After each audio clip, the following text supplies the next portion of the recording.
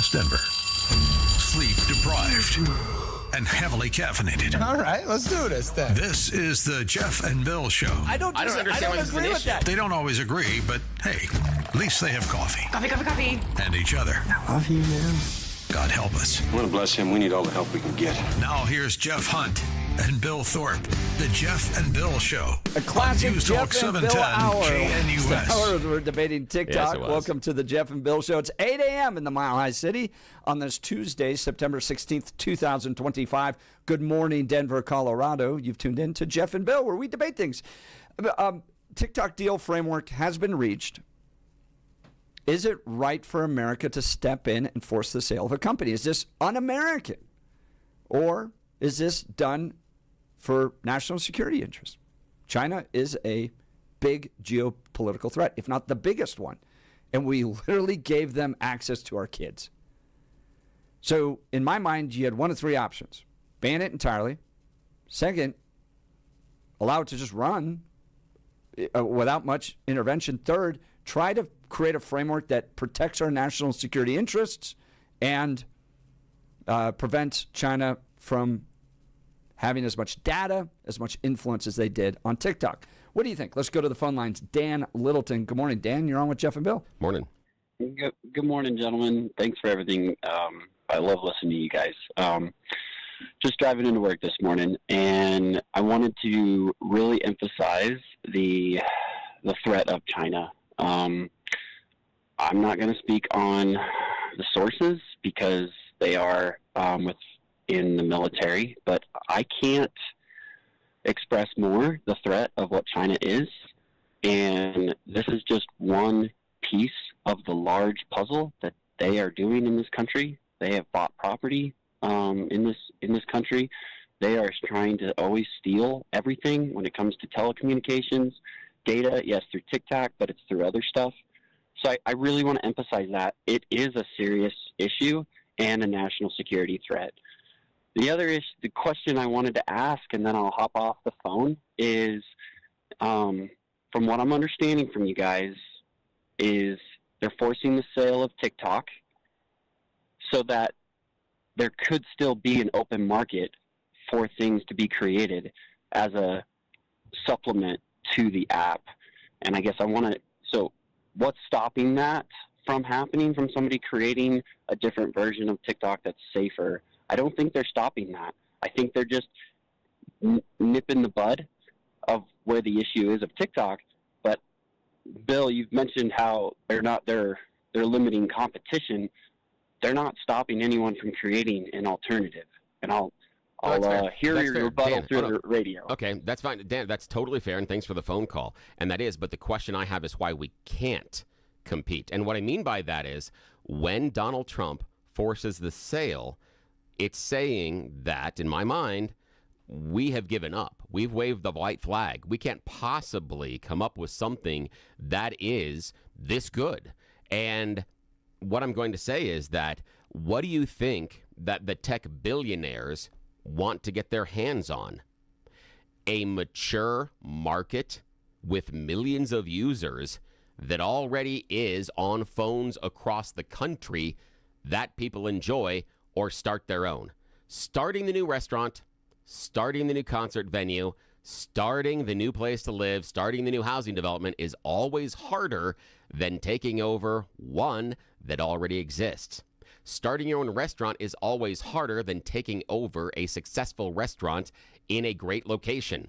That's what we're doing, in my mind. We as America have decided we can't go back to the idea of competing. We must instead take a playbook page out of China and force the sale of the company to people that we like, because that's how we're going to do it. And that's what I'm looking at is, why can't we compete? Why that argument completely falls apart is because if Donald Trump was really interested in removing competition, he'd just ban it because he owns Truth Social. He doesn't. He tried to figure out a way to allow TikTok to continue to operate because it is popular among young people. It does help a lot of businesses.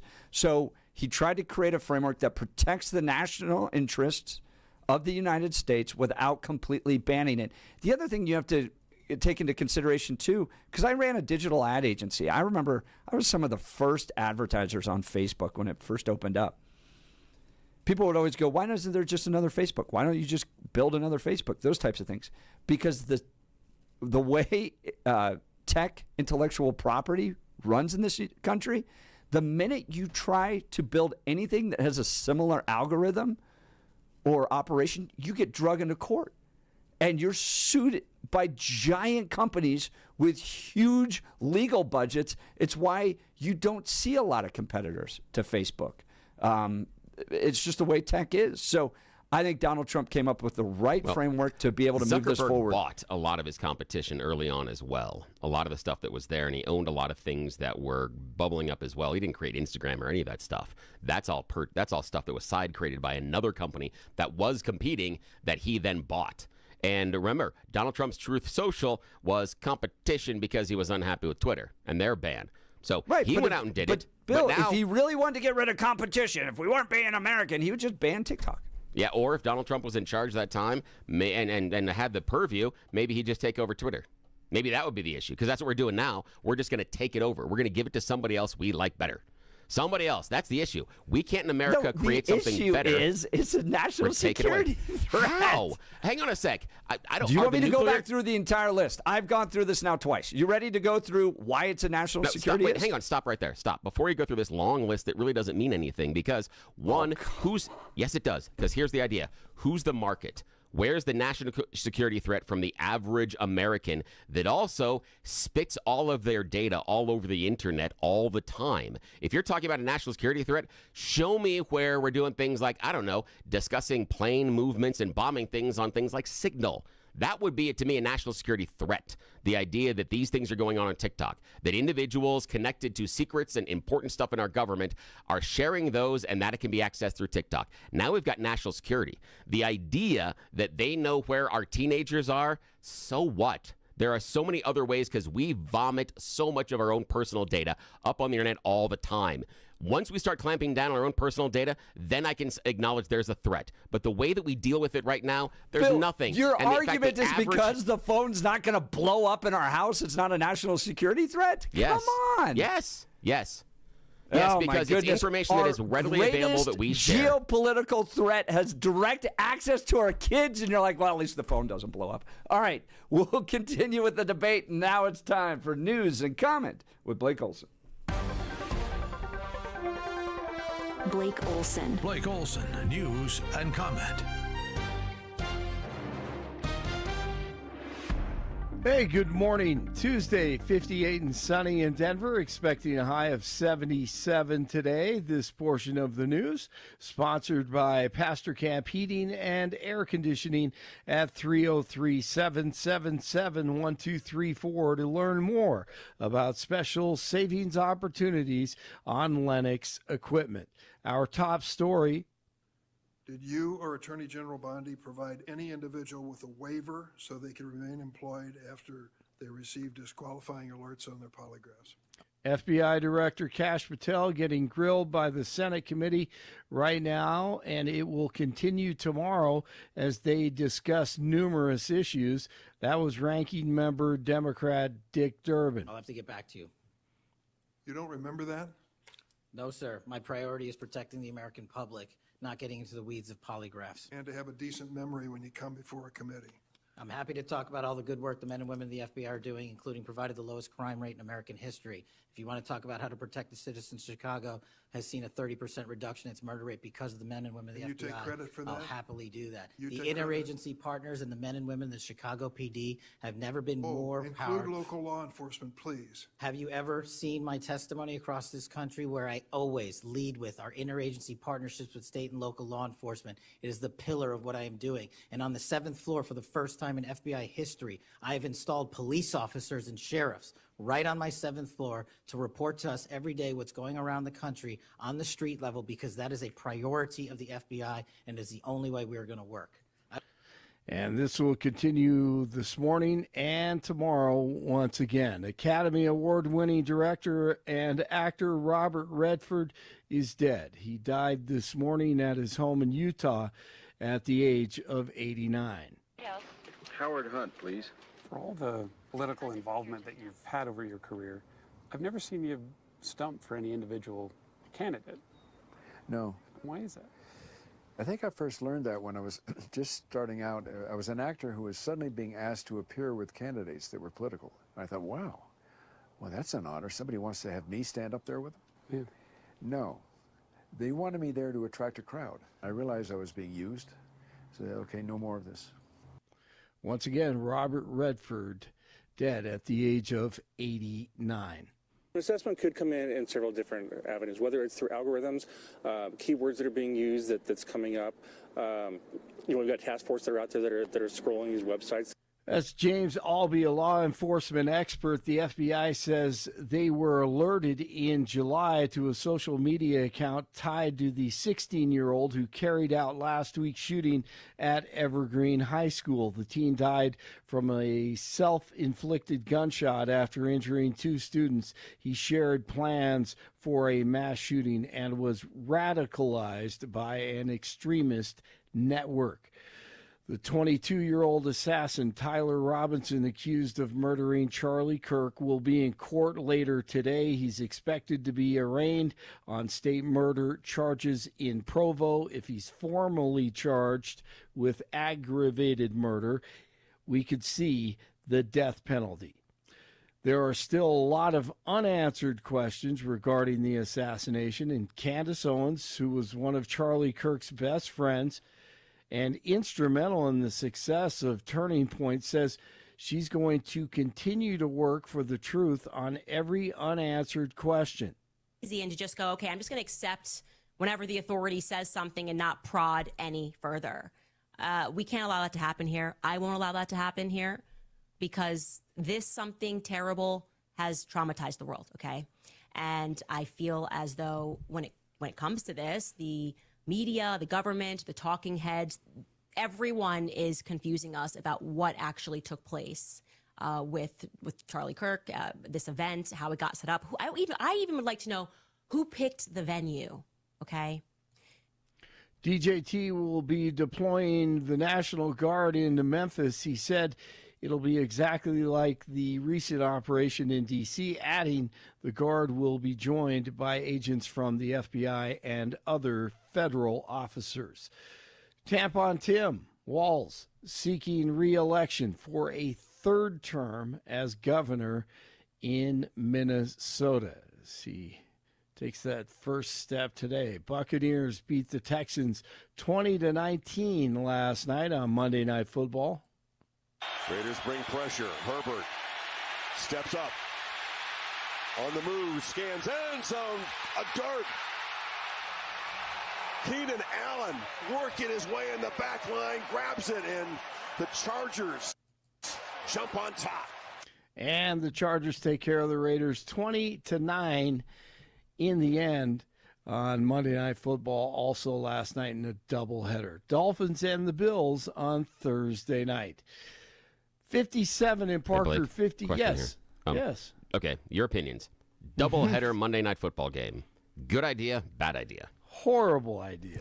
Why? Tell me. It's just too much. I mean, people are getting home from work. You know, you want to have dinner. You want to do your things at school, your activities. You come home and then you sit down. You relax for one game. You don't want to be searching all over. Wait, which game is on? Where are we going? How do I find it? No, I think it's a bad idea. Yeah. How about you? I agree. I think it is an awful idea. However, money talks a lot.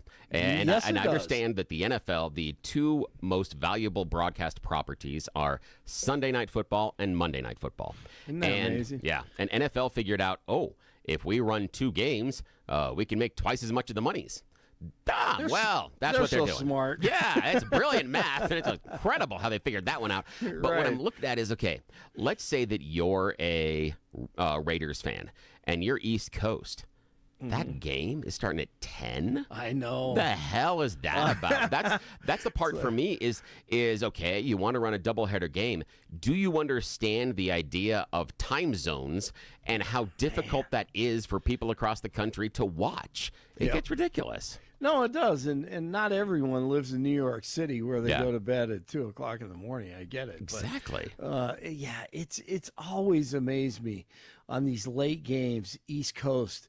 I mean, are they really they're really staying up and watching this? What are the viewership numbers? What are the viewership numbers for a Chargers Raiders game in New York, New Jersey at 11:30 at night? I mean, what is that about? And we're hearing all the time things like, oh, well, late night TV is dying and this, and live sports is one of the things that still holds eyeballs on TV. True. But 11:30 at night, I just look at the the viewer experience, and it just gets painful at times. I just think they're trying to make this hard. I don't know.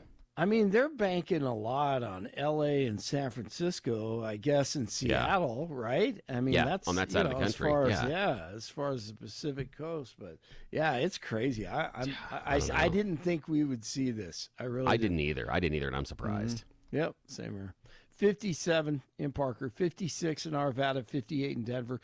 Jeff and Billy continue. Blake Olson, News Talk 710 KNUS. Unsettled weather today and Wednesday for Denver in the Front Range. An area of low pressure moving slowly through the north central Rockies will clip Colorado with some showers, some thunderstorms, and cooler temperatures today and tomorrow. Mid-70s today, only near 70 Wednesday, with scattered afternoon and evening showers and thunderstorms today, tonight, and tomorrow. Weather is a service of L&L Heating and Air Conditioning. For quick, trustworthy, and dependable service, call L&L Heating and Air Conditioning at 720-851-1691.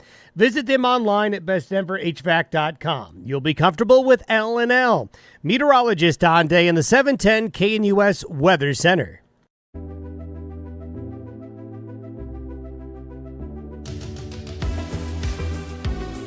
Bill, speaking of social media networks, yes, like TikTok, I found this headline frustrating. This comes from the Denver Post. FBI investigated Evergreen High School shooter's social media before the attack and failed to identify him. The FBI in July began investigating social media accounts connected to the 16-year-old who shot 2 students and then himself at Evergreen High School last week, the Denver Post is reporting, but did not identify the boy or take any further action before the attack. The FBI opened an assessment into a social media account user whose identity was unknown and who was discussing the planning of a mass shooting with threats that were nonspecific in nature, the agency said in a statement. During the assessment investigation, the identity of the account user remained unknown, and thus there was no probable cause for arrest or additional law enforcement action at the federal level. Really? Really? You can just you can make very clear threats, but so long as they don't know who you are, well, I guess the investigation ends there. What? The Anti-Defamation League, which monitors online threats and extremism, had tipped the FBI to 16-year-old Desmond Hawley's account.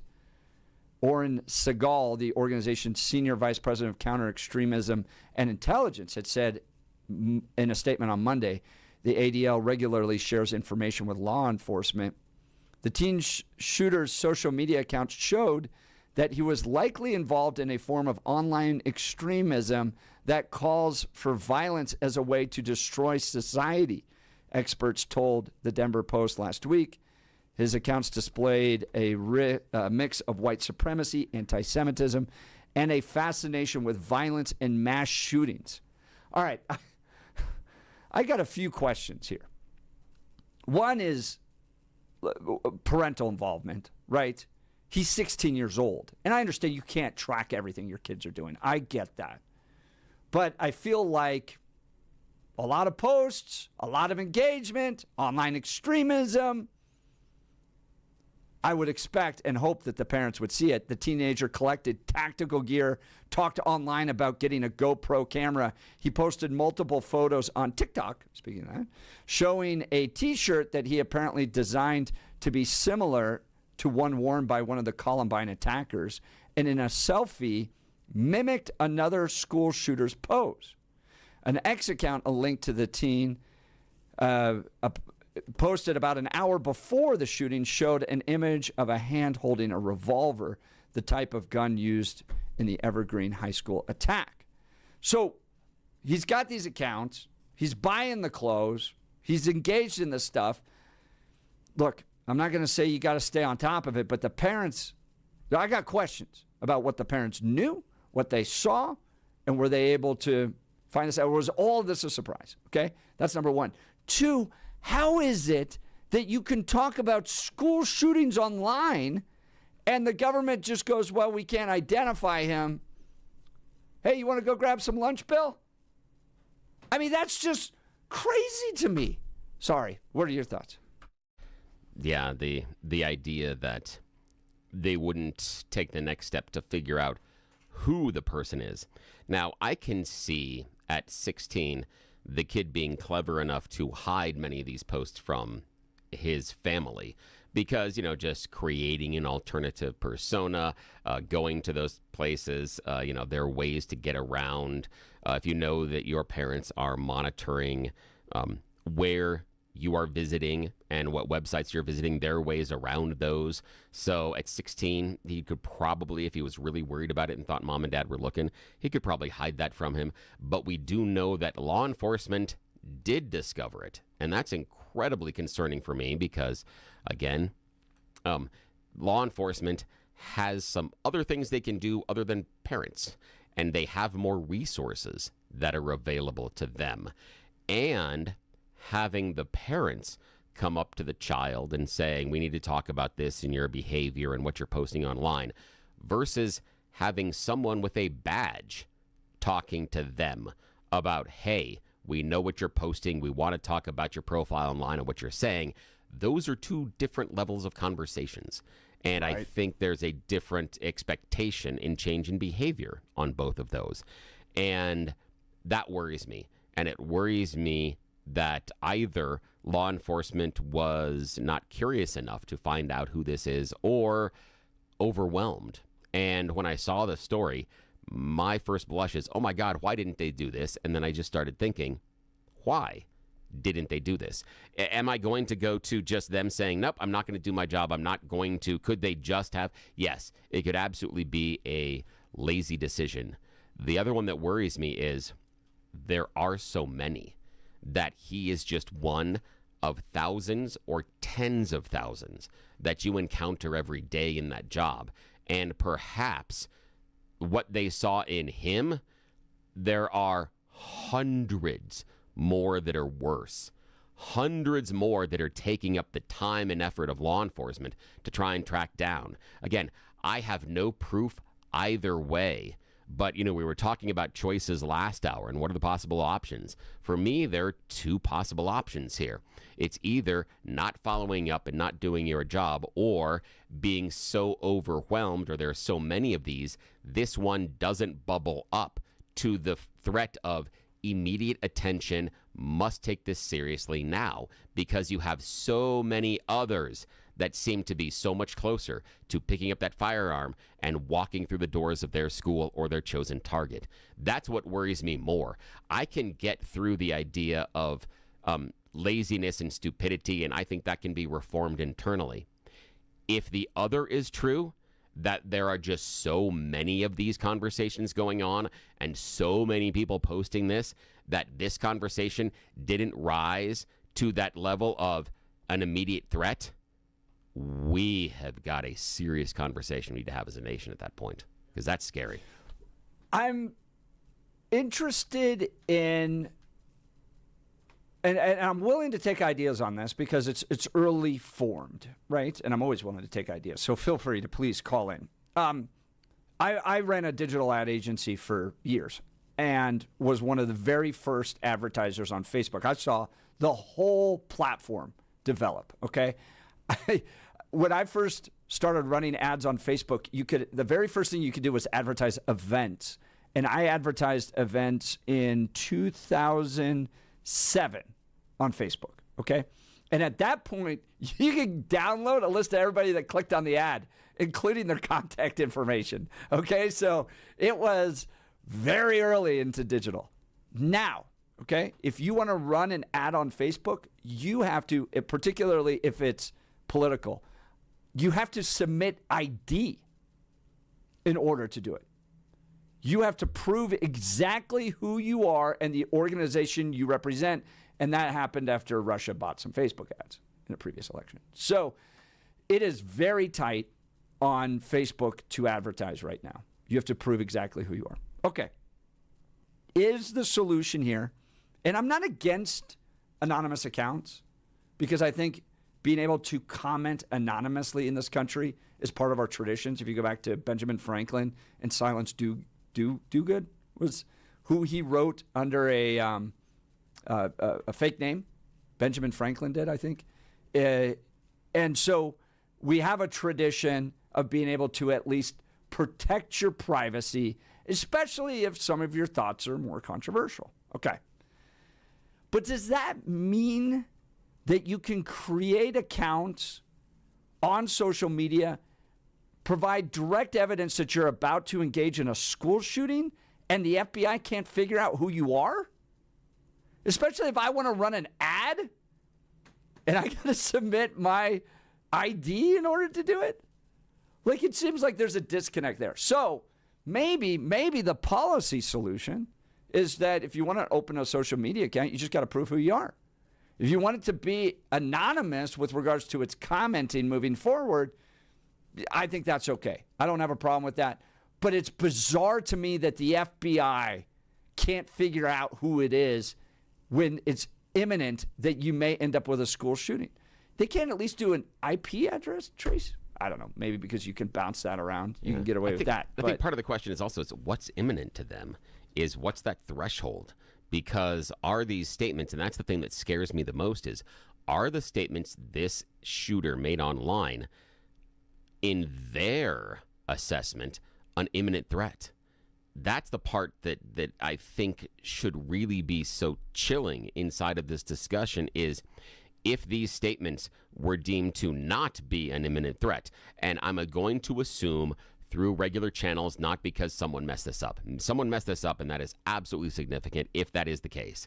If not, what are the other messages out there that they're seeing that have to be deemed an immediate threat if this isn't one? If this isn't an example of an immediate present threat that should be taken seriously, what is? What is going on out there, and what are people talking about doing to fellow citizens if this doesn't get law enforcement's direct attention to, even as Jeff said, to figure out the IP address? That's the shocking thing. No action being taken, not to find out the IP address. We don't see anything based on who's the individual, age, no research on school or history or anything else. Nothing. The law enforcement was just as surprised as you and I were that morning when the guy walked into Evergreen High School and opened fire. Yet they had messages that said an individual there was thinking of doing exactly that, but they never connected the dots. Big question this morning is why? Is it because they messed up? Or is it because there are so many this never got to the top of the list? What do we do with that? Give us a call. Join the conversation. Would love to hear from you. 303-696-1971. Or text us on the Dan Campos Law text line, 720-819-5115. Is it time to ban these private accounts? These anonymous social media accounts. Is it time to ban them? Is that un-American? Yeah, is it the Can we come up with a way that allows the FBI to figure out who these people are without necessarily getting rid of that? No more pen names. That if you're online, your post, it has to be. And here's the thing. As difficult as that is for me on the idea of you have to put your actual persona, name, and picture online, you know, we talk about all of this abuse and trolling. That goes away right away. That goes away like tomorrow. If you would prevent people from being anonymous online, a vast majority of the trolling and aggression would simply evaporate because once you have to put your face and picture on it, we all seem to act differently. I'm not saying that's the right solution. Just saying it's interesting. Give us a call. Join the conversation. Again, the phone number 303-696-1971. Guys, let's talk advanced hair restoration. For many of us, it's happening. Your hair might be thinning. Your crown's disappearing. Maybe your hair loss has you feeling your identity's lost altogether. Well, I got good news for you. It's an incredible yet simple one-day treatment that starts growing your own natural hair the very next day, and it's guaranteed to grow for life. It's the Advanced FUE from Advanced Hair. We've all seen the pills and lotions that come with monthly subscriptions. They help retain what you have. But what if what you want is your own natural hair permanently in specific areas? From Advanced Hair's state-of-the-art facilities to world-class Dr. Tanya Paul's, it's not maybe your hair will regrow. It's guaranteed that your new hair will grow. You decide how much, how thick, and where. It's why Advanced Hair is the winner of Westward's Best of Denver. For your free consultation, $250 off and 250 free hair grafts. Call 720-459-HAIR. That's 720-459-HAIR or advancedhair.com. Advancedhair.com will continue with the Jeff and Bill Show. This is Denver's talk leader, News Talk 710, KNUS.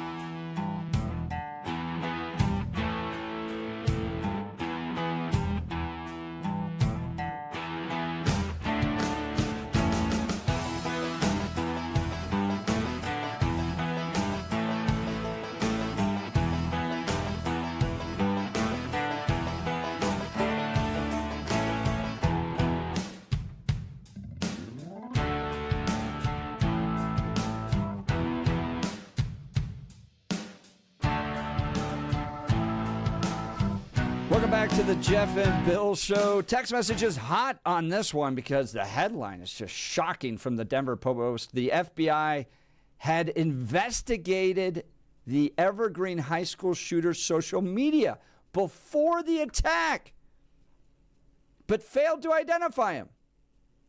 This is the shocking part for me. During the assessment investigation, the Denver Post writes, the identity of the account user remained unknown, and thus there was no probable cause for arrest or additional law enforcement action at the federal level. Well, golly. Gee, we couldn't figure out who it was. Let's go to lunch, Bill. Yeah, that's the part is at what point does it rise to immediate threat? I mean, the person is expressing very violent views, has identified from what we know, identified a target and talked about carrying this out. Where along this? And this is the thing. I mean, Jeff, you and I have been around in Colorado long enough that we both remember Columbine. We both remember where we were. And we remember all of the things that people walked back through and said, if only we would have seen these notes. If only we would have heard them talking about this on the video game when they were playing Doom. If only we would have seen their videos that they had taken of themselves practicing in the woods. If only we would have seen something before. But in this case, we did. We saw something before. We saw someone that was very angry, had been radicalized, had decided on who they hated, had decided on a target, and had decided to take action. What else do we need? That's all the stuff that we were hoping we knew before Columbine to stop it. Here, we knew all of that stuff, and still the shooting happened. And I feel like, Bill, if somebody comes up to you and is like, hey, Bill, look. Yeah. Yeah. Oh, yeah. Yeah. I got my eyes on you. Yeah. You think you're going to be like, oh, yeah? Yeah. I'm going to go shoot. At least you could probably dissuade one, maybe two of these shooters just to know that the police. And I love this show because we have both perspectives in the text message. Yeah, yes, we do. So Tony's going, look, Bill, I agree with you. No more anonymity on social media. It would also give our kids a break from a lot of cyberbullying. Question is, however, how do you compel Mark Zuckerberg and others to go along with it? So that's one perspective. Let's get rid of the anonymity. Other ones, 5907 saying, look, relying on the government to scour all of our social media in order to police it for potential bad actors is not only daunting, it's likely impossible, and it's pretty dystopian and Big Brother-like.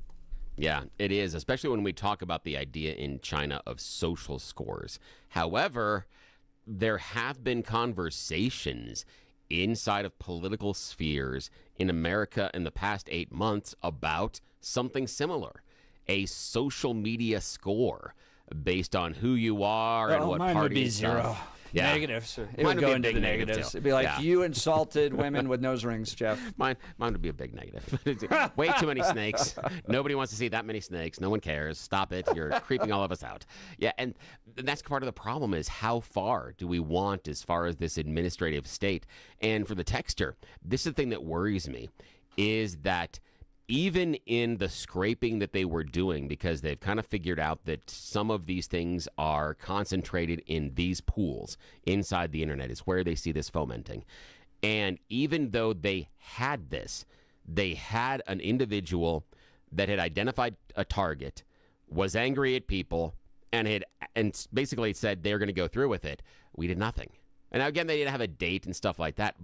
But at what point is law enforcement supposed to be curious enough to find someone's IP address and go have a chitty chat with them? Because I'm pretty certain that a 16-year-old that has law enforcement show up and mom and dad sitting there and they're like, hey, we know what you've been doing. What you're doing isn't anonymous, despite what you think, and now we're going to toss your room. But don't we do this like with child pornography, for instance? If you engage in that, we're kicking down doors and trying to figure out who is it. Yeah. But this one's wild.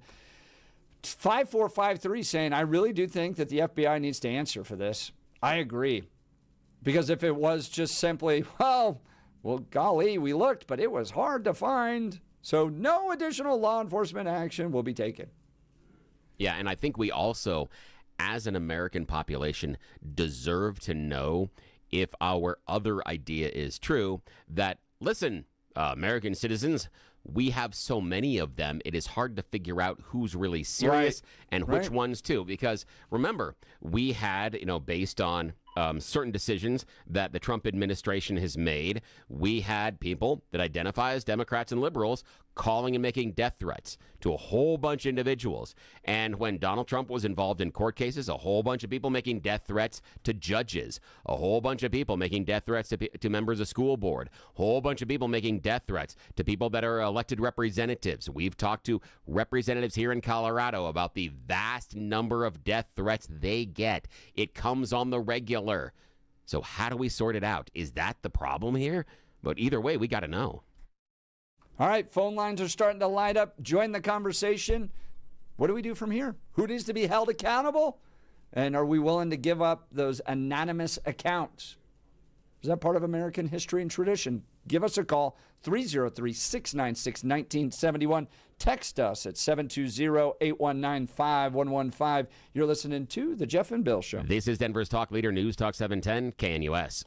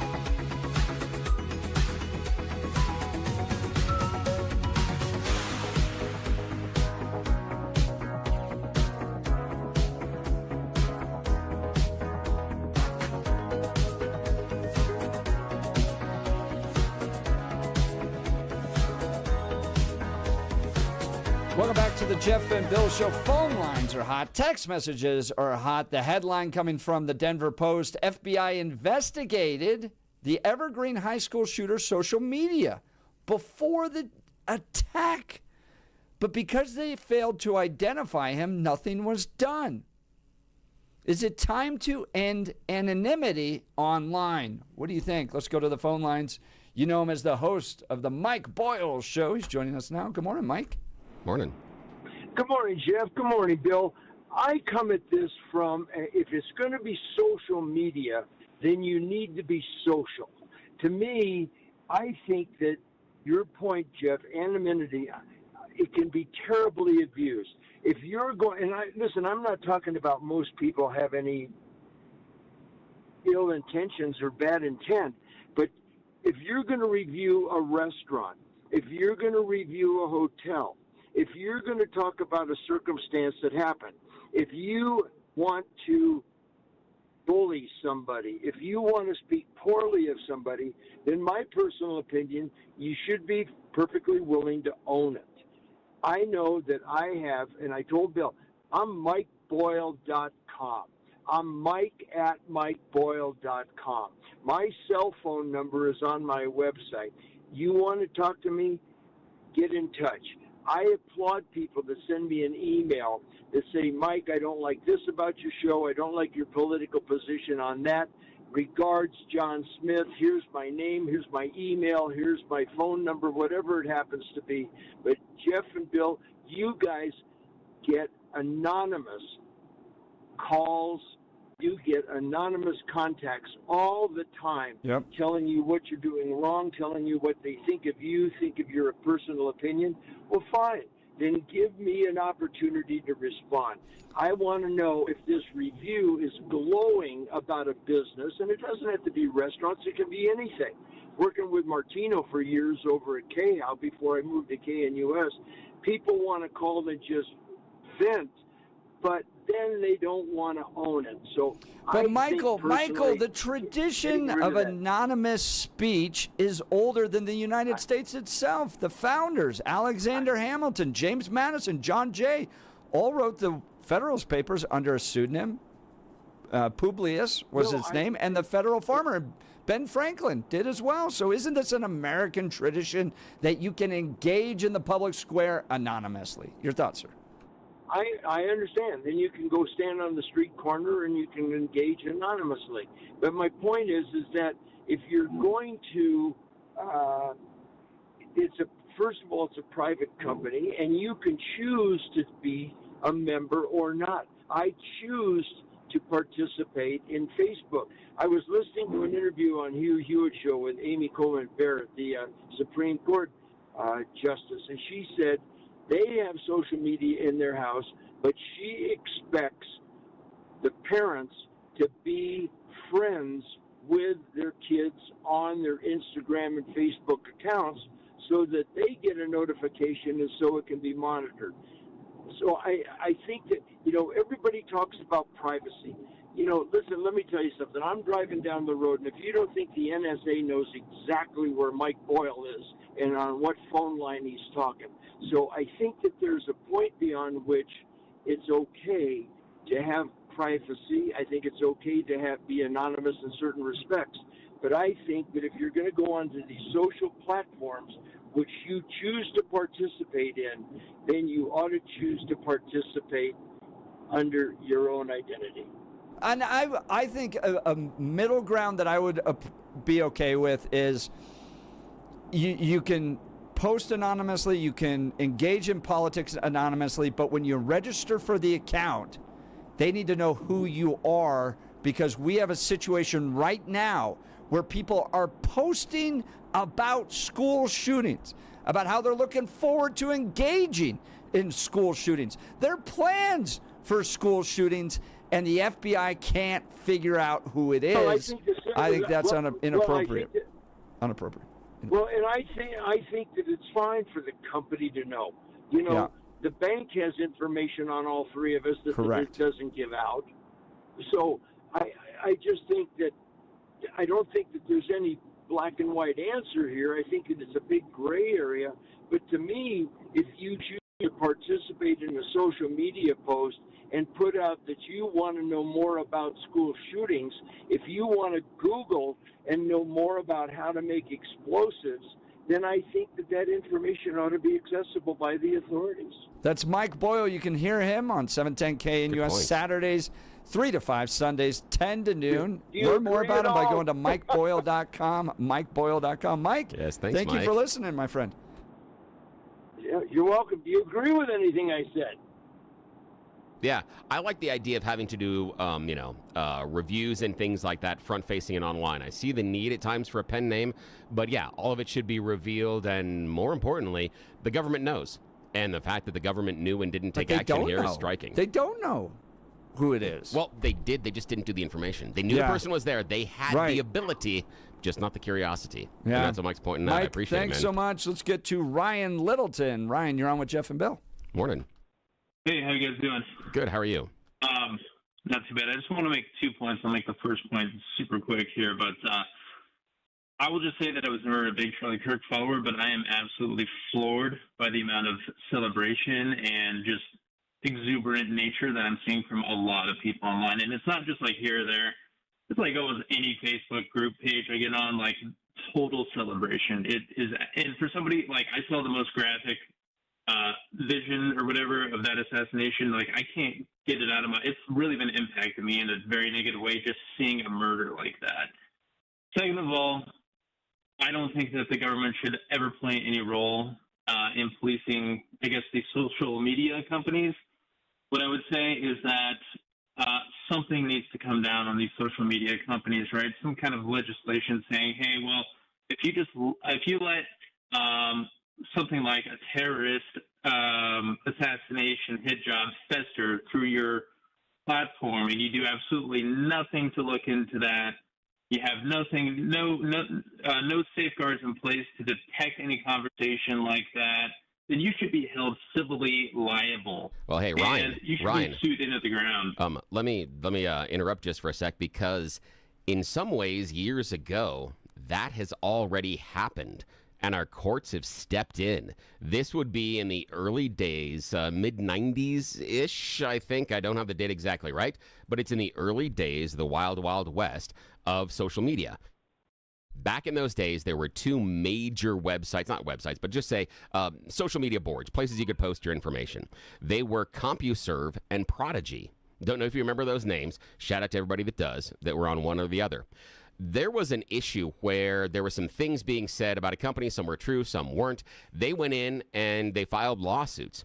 Prodigy monitored what was going on their social media site, where CompuServe did not. Prodigy was held liable. CompuServe was not. And what it was is the out was this: because they didn't monitor, you can't hold them legally liable. So if you're saying, hey, we've got to be able to hold these social media sites legally liable for the stuff that goes on and the posts that happen on there, well, the courts have already stepped in and said the answer is for them to do nothing, because that avoids any liability at all.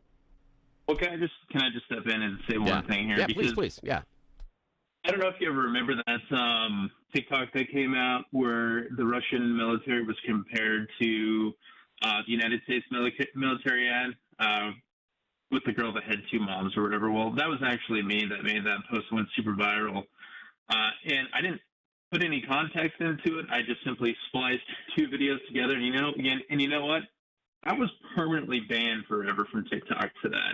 I never got basically a voice ever again. So if they can look into a simple video that I made where I just spliced two videos together to show and compare and contrast what's going on in both countries, then I promise you they have the ability to go into these left-wing terror groups and see what's really being said online, okay? You're right. To that point, Ryan, to that point, but do you want the government checking your messages? Your private messages? I'm saying put it on the social media companies, knowing that they will get sued into oblivion if they do not look into it themselves. I appreciate it. We're up against a break. Thank you, Ryan. You're listening to The Jeff and Bill Show. This is 710 KNUS.